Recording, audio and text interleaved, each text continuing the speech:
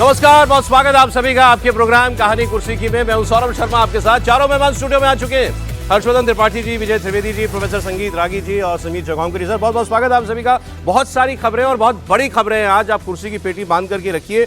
उत्तर प्रदेश में एसआईआर में कितने नाम कटने वाले हैं, कितने करोड़ नाम कटने वाले हैं, इस पर अखिलेश क्या बोले, कांग्रेस पार्टी क्या मायावती जी के साथ एक बार फिर कुछ गठबंधन की कोशिशें कर रही है, इसकी बात हम आपको बताएंगे। दिग्विजय सिंह ने क्या सलाह दी है राहुल गांधी को, और ये भी क्यों कहा कि आप किसी की सुनते नहीं, ये भी आपको बताएंगे। बंगाल में कल खुल के डंके की चोट पे कहा गया अब की बार मुसलमान बनाएगा सरकार, इसकी बात आपको बताएंगे। बिहार में अभी भी चुनाव हुआ, कौन सी पार्टी में बगावत हो गई, कहां गमले उठ रहे हैं, राबड़ी देवी क्या घर खाली कर रही हैं, सारी खबरें हैं, मजेदार खबरें हैं। शुरुआत लेकिन आज की सबसे बड़ी खबर के साथ करेंगे जिसका नेशनल इंपैक्ट पड़ने जा रहा है, और वो है उत्तर प्रदेश में एसआईआर में फॉर्म जमा करने की तारीख जो थी वो पूरी हो चुकी है। और अब उसके बाद ये खबर है कि यूपी में 2,89,00,000 2.89 करोड़, फिर सुन लीजिए आंकड़ा, ये 2,89,00,000 वोटरों के नाम कटना तय है। ये तो कटेंगे ही, इसके आगे और 1,26,00,000 वोटर ऐसे हैं इनमें से जो यूपी में परमानेंट तौर पर शिफ्ट हो चुके हैं।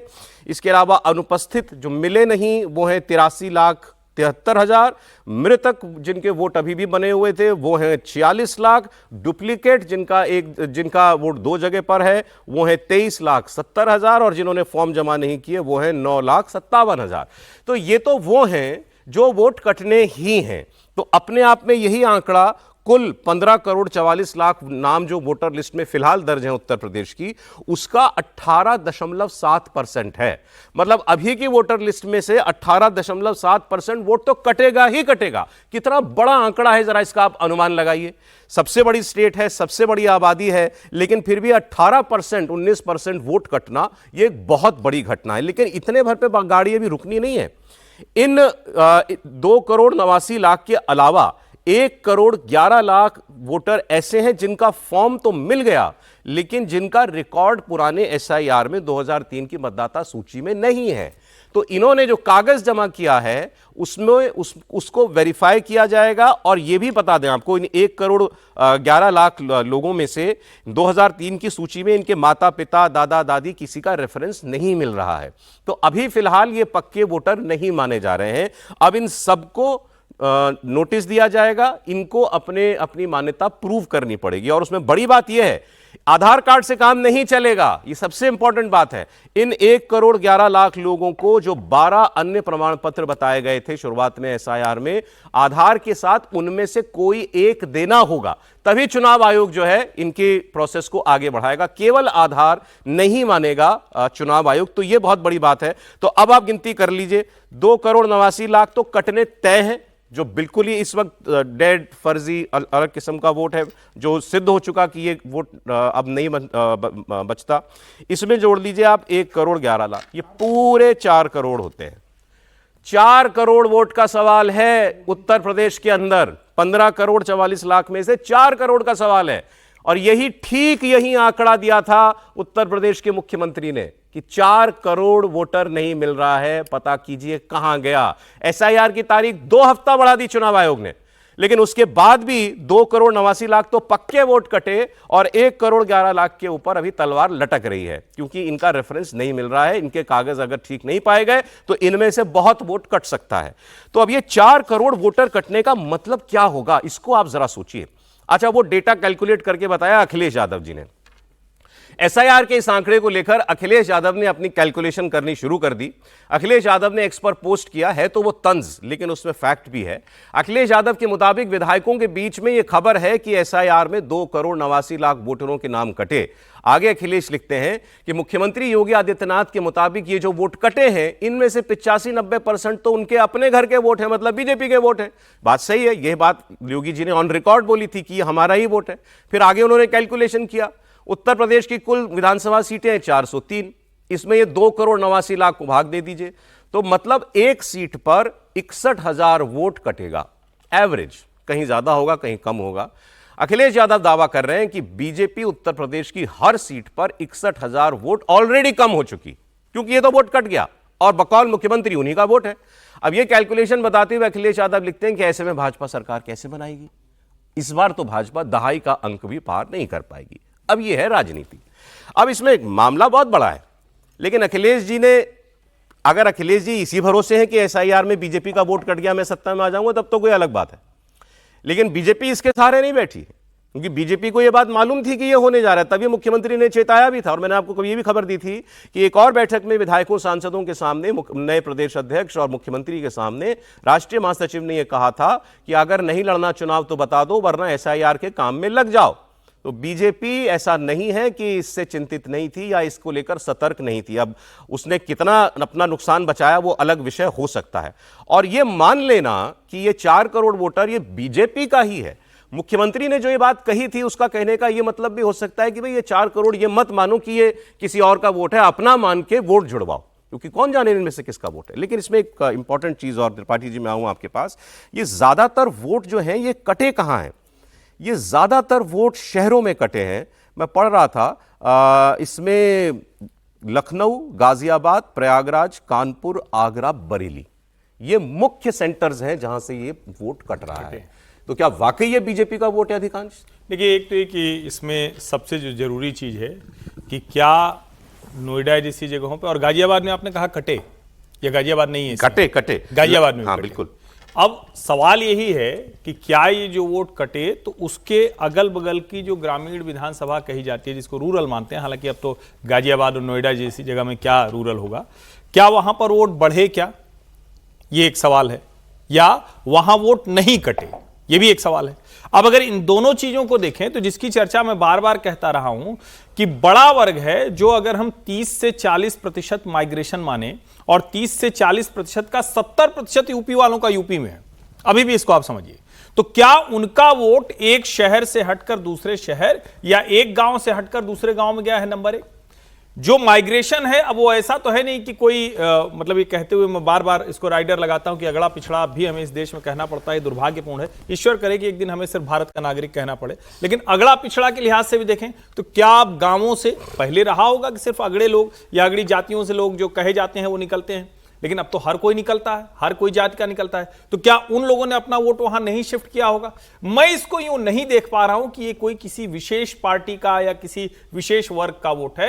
ये जहां उनको लगता है कि यहां हमको अपने आप को बचा कर रखना है, बना कर रखना है, वहां वो वोट रख रहे हैं। और रह कहां रहे हैं वो पक्का नहीं हो सकता, शहर में ही रह रहे हो, तो उनकी जो दूसरी चीजें हैं सुविधा के लिहाज से वो वहां जमना चाहते हैं। मैं इसको ऐसे ही देखता हूं। और अगर इस पूरे घटनाक्रम को देखें तो एक बात और है, क्या पार्टियों के लोग जो हल्ला हंगामा भले करें, लेकिन एसआईआर की प्रक्रिया में क्या वो उस तरह से इन्वॉल्व नहीं हुए?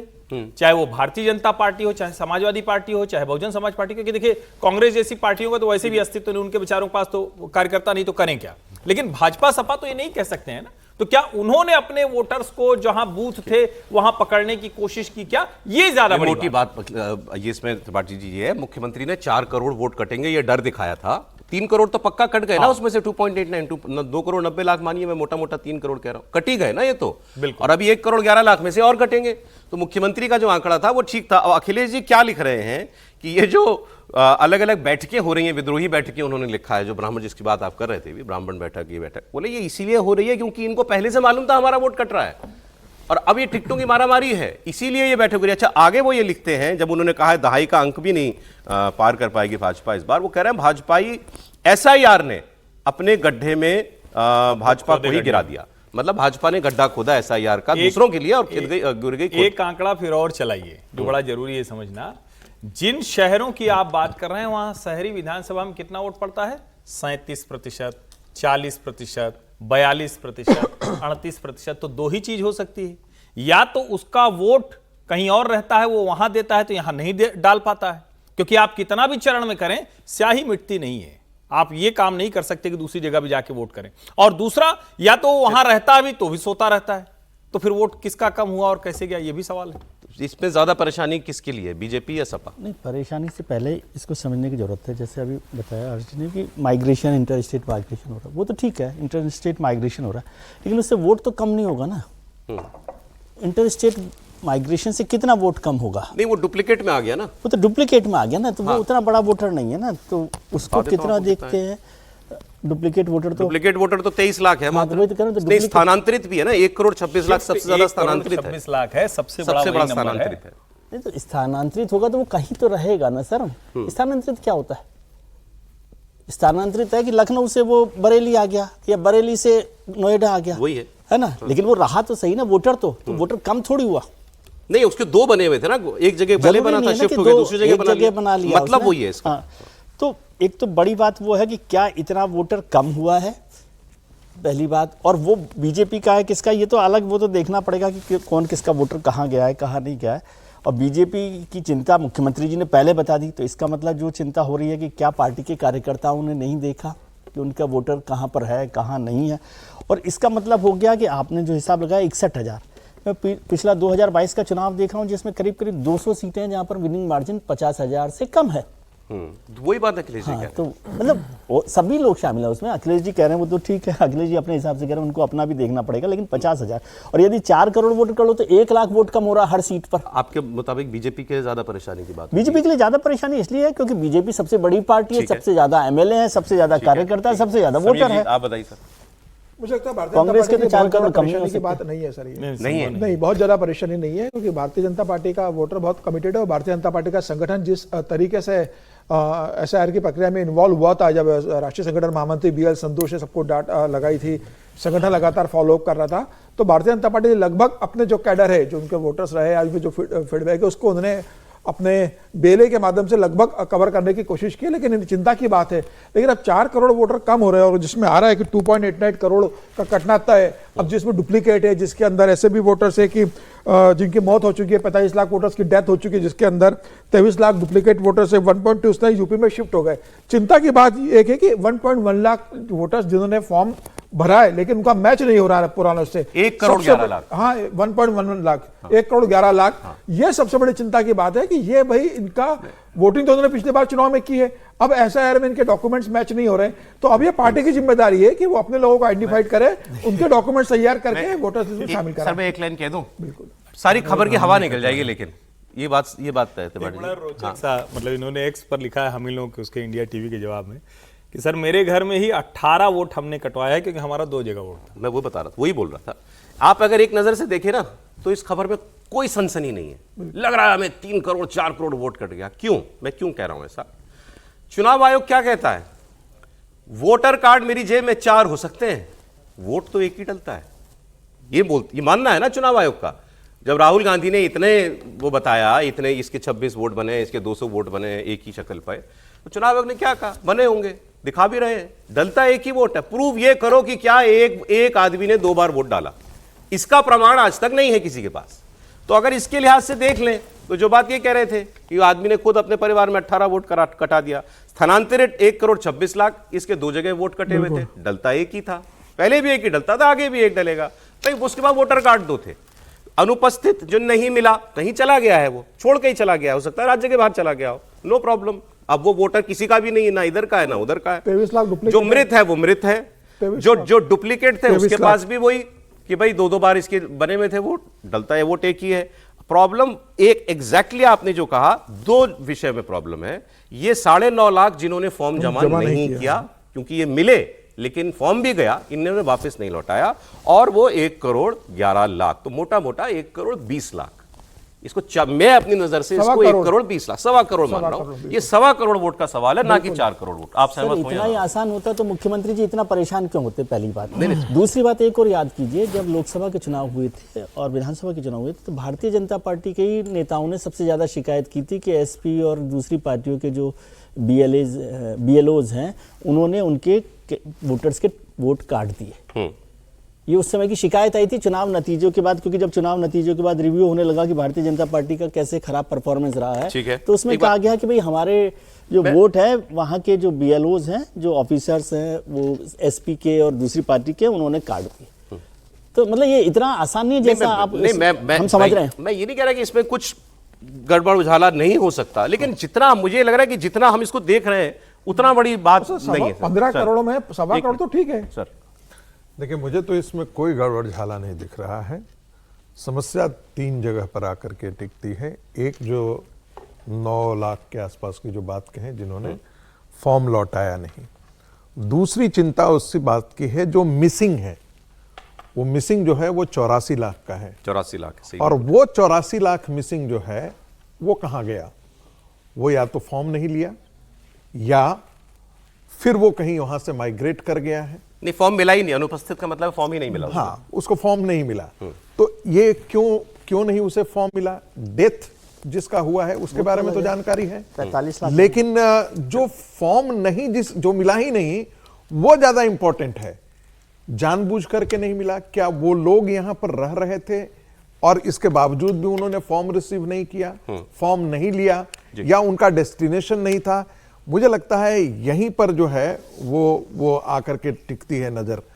तीसरी बात, जो मुस्लिम पॉपुलेशन जो है वो आप देखेंगे कि अर्बन सेंट्रिक है, चाहे वो उत्तर प्रदेश में हो, चाहे वो बंगाल में हो, चाहे वो विलेजेस में कंसंट्रेट नहीं किया हुआ है। जो भी पॉपुलेशन है, चाहे आप गाजियाबाद का ले लें, मेरठ का ले लें, कुछ एक ही गांव होंगे।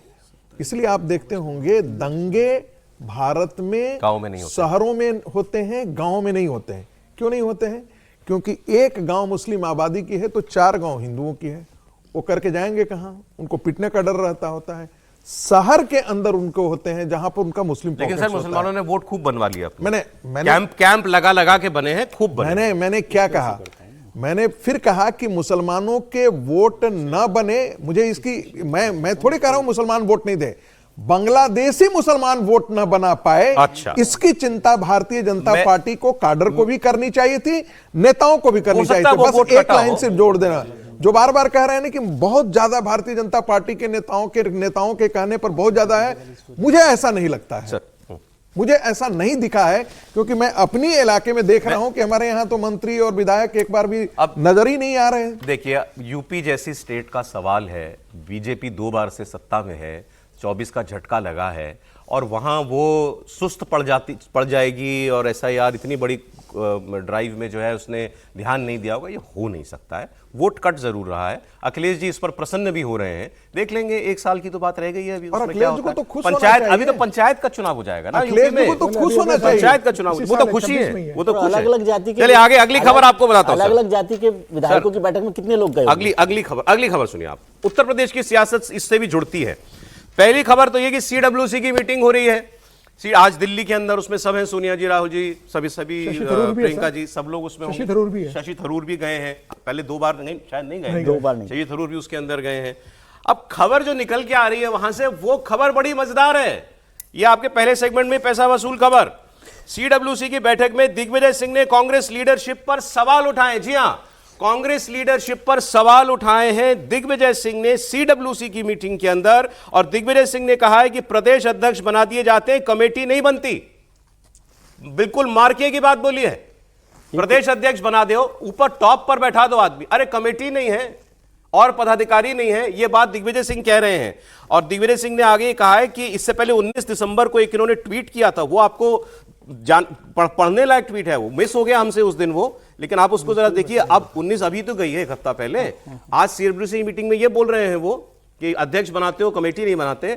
और आगे उन्होंने ये 19 तारीख को ये लिखा था, Rahul Gandhi ji like election commission of India needs reforms, so does Indian National Congress. जैसे इलेक्शन कमीशन में रिफॉर्म की आपने मांग उठा रखी है, ऐसे ही कांग्रेस पार्टी में रिफॉर्म की जरूरत है। आपको सबसे पहले संगठन सृजन करना होगा। बड़ी कमाल की बात है, एक आदमी जो 15 साल से पार्टी चला रहा है, उससे वो कहा जा रहा है कि संगठन सृजन कीजिए। पढ़ दूं सर, मैं पूरा ट्वीट तो पढ़ दूं। अरे उससे बड़ा ट्वीट आपके पास है दिग्विजय सिंह का आज का ताजा, वो एक देख लीजिए, आपको अरे निकाली तो सही, मैं ये पढ़ता हूं सर। बिल्कुल बिल्कुल। और इसके आगे उन्होंने कहा था कि प्रैग्मेटिक डिसेंट्रलाइज्ड फंक्शनिंग, डिसेंट्रलाइज कीजिए, ये ऊपर टॉप से हाई कमांड कल्चर खत्म कीजिए। आगे उन्होंने लिखा, I am sure you would do it because I know you can do it. आप कर सकते हैं, प्रॉब्लम यह है it is not easy to convince you. आप कर तो सकते हैं सब, आपको मनाना आसान नहीं है। अब दिग्विजय सिंह कौन है ये जान लीजिए। राहुल गांधी के पहले राजनीतिक गुरु अगर किसी को कहा गया तो वो दिग्विजय सिंह थे। पहली बार राहुल गांधी के साथ अगर ये शब्द जुड़ा था ना, इनके राजनीतिक गुरु कौन है, तो वो दिग्विजय सिंह थे। और तकरीबन 8-10 साल तक बहुत खासा प्रभाव उनके ऊपर था। और अंत में लिखते हैं दिग्विजय सिंह जय सिया राम। और अब ये जो है, अभी आज का है सर, ये अभी का है, अभी का देखिए, इसको थोड़ा पढ़ लीजिए आप। कोरा साइट पर मुझे एक चित्र मिला, बहुत ही प्रभावशाली है। किस प्रकार आरएसएस का जमीनी स्वयंसेवक व जनसंघ का कार्यकर्ता नेताओं के चरणों में फर्श पर बैठकर प्रदेश का मुख्यमंत्री व देश का मुख्यमंत्री बना, देश का यह प्रधानमंत्री। संगठन की शक्ति है। कमाल है साहब, ये तस्वीर स्क्रीन पे ले लीजिए जरा। आगे जय इसमें भी वो पिछले में भी लिखा था, कमाल की बात है। ये तस्वीर निकालिए जरा अभी का दिग्विजय सिंह का ट्वीट। अच्छा, ये आपने अच्छा नजर में ला दिया सर। अडवाणी जी के वो कह रहे जमीन पर हैं बैठे नरेंद्र मोदी। अडवाणी जी बैठे हैं कुर्सी पे, उनके सामने बिल्कुल सामने नीचे जमीन पे बैठे हैं नरेंद्र मोदी। और ये दिग्विजय सिंह कह रहे हैं कि मुझे ये चित्र मिला, कितना अच्छा चित्र है कि आरएसएस का जमीनी स्वयंसेवक, एक आम कार्यकर्ता नेताओं के चरणों में फर्श पर बैठा है और प्रदेश का मुख्यमंत्री और देश का प्रधानमंत्री बन गया। यह संगठन की शक्ति होती है। अब क्या कहना चाह रहे हैं दिग्विजय सिंह जी इसके बारे में दिग्विजय सिंह जी ये कहना चाह रहे हैं कि आपके यहां टॉप पे वैकेंसी क्यों नहीं है, कांग्रेस पार्टी में टॉप पे वैकेंसी क्यों नहीं है, क्यों नहीं कार्यकर्ता बन सकता पार्टी का अध्यक्ष, क्यों नहीं कार्यकर्ता बन सकता प्रधानमंत्री का उम्मीदवार। यही मतलब हुआ ना सर इसका, मैं तो यही मतलब निकालता हूं। सारी पीड़ा में एक बात यह भी समझिए कि जब अशोक गहलोत को गांधी परिवार अध्यक्ष बनाकर मुख्यमंत्री सचिन पायलट को बनाना चाहता था, तो अशोक गहलोत जी ने मना कर दिया, भैया मुख्यमंत्री कुर्सी ज्यादा पैसा वाली, ज्यादा अच्छी, ज्यादा संपन्नता वाली, ज्यादा प्रभाव वाली। तो दिग्विजय सिंह ने कहा कि मैं भर देता हूं। दिग्विजय सिंह को गो अहेड भी हो गया और उसके बाद दिग्विजय सिंह को मना कर दिया गया कि खरगे जी लड़ रहे हैं। तो दिग्विजय सिंह ने कहा भाई जब खरगे जी लड़ रहे हैं तो मैं नहीं लड़ूंगा। तो खरगे जी लड़े और शशि थरूर लड़े।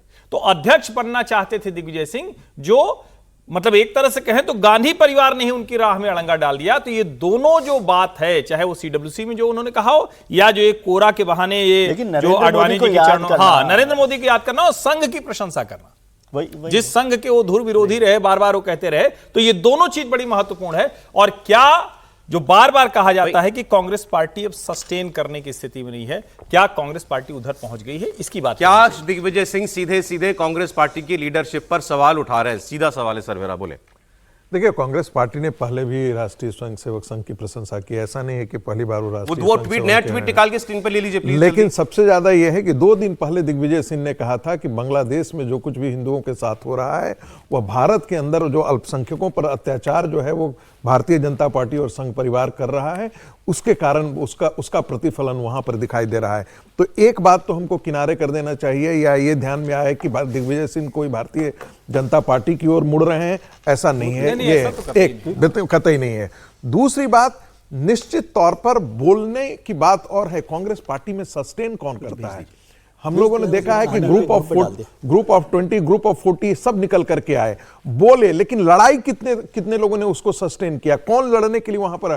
कांग्रेस वर्किंग कमेटी से लोगों ने बाहर अपने आप का रास्ता निकाल लिया, या कांग्रेस वर्किंग कमेटी ने उनको बाहर रास्ता दिखा दिया? एक सेकंड, ये इसका क्लोजअप बना दिए, इसका मैं दिखा देता हूं तब तक। ये देखिए, ये पिक्चर जो है, ये ट्वीट की है दिग्विजय सिंह ने, ये दिखा दीजिए जरा एक मिनट।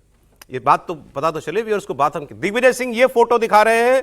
ये देखिए, अडवाणी जी के चरणों में बैठे हैं मोदी जी, और अब इसके बाद कह रहे हैं कि यह है संगठन की शक्ति, कि आरएसएस का आम कार्यकर्ता, जनसंघ का आम कार्यकर्ता नेता के सामने अपने लीडर के चरणों में बैठा है, लेकिन वो देश का मुख्यमंत्री और प्रधानमंत्री बन जाता है। एक लाइन जोड़ देना चाहता हूं, 1982 का गया में अधिवेशन था, तब नई पार्टी बन करके आई थी, और मैं कोई 12th क्लास का विद्यार्थी था, अपने पिताजी के साथ गया था। आडवाणी जी नीचे, जिसे कहते हैं, फर्श पर बैठे हुए थे, और आडवाणी जी ही और इंदर सिंह नामधारी उस समय भारतीय जनता पार्टी के अध्यक्ष हुआ करते थे, वो दाल चला रहे थे, सब्जी परोस रहे थे। पार्टी का बिहार प्रदेश का अध्यक्ष, बाद में वो छिटक करके चले गए, झारखंड में चले गए, लेकिन मैंने वो अपनी आंखों से देखा है कि प्रदेश का अध्यक्ष जाल चला रहा है, पानी चला रहा है, सब्जी परोस रहा है, और पार्टी का वरिष्ठ नेता ब्रेक का समय हो गया, लेकिन इस पर हम आगे कंटिन्यू करेंगे चर्चा। मेरा सवाल सीधा सा है, दिग्विजय सिंह ने आज जो अंदर पार्टी में कहा कि आप प्रदेश अध्यक्ष बनाते हो, कमेटियां नहीं बनाते, जो उन्होंने पहले ट्वीट पे कहा कि कांग्रेस को रिफॉर्म्स की जरूरत है, राहुल जी आप सुनते नहीं है, फिर आज ये ट्वीट करना कि मोदी देख लो कहां से कहां पहुंच गया, ये संगठन, ये आरएसएस और बीजेपी की ताकत है कि कार्यकर्ता पहुंच सकता है, ये